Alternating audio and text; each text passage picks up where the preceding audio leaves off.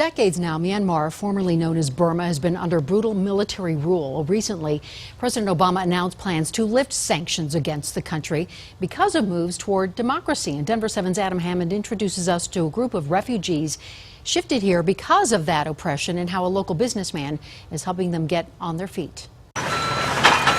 Inheriting a family business isn't easy. It's a lesson James Reuter learned the hard way. It wasn't the easiest thing as a young man and trying to figure out what I thought was important and how I thought the business should grow. Reuter's dad started L&R Pallet back in the 70s with dreams of being an entrepreneur. That dream turned into a nightmare. Massive turnover rates put his business on the brink.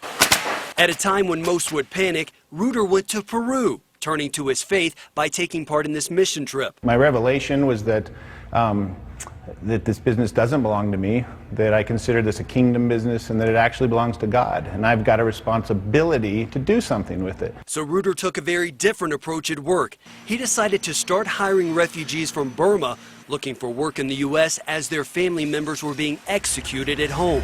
There are around 80 Burmese workers here at the company right now, and they left their home country because of religious persecution, but by working here they can once again have the religious freedom they so desire.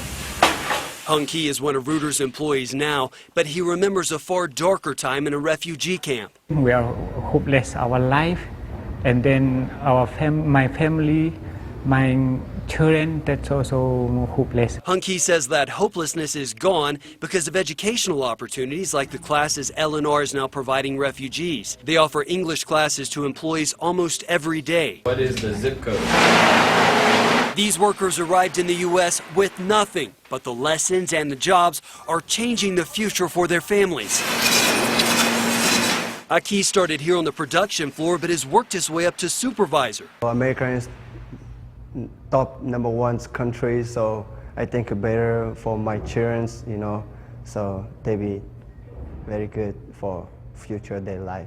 Hearing that is more important to Reuter than his bottom line, so he no longer passes out paychecks without knowing his employees on a personal basis. Now we encourage people to bring in their dirty laundry, spread it out on the table, and we'll sort through it with you and find out where you're struggling.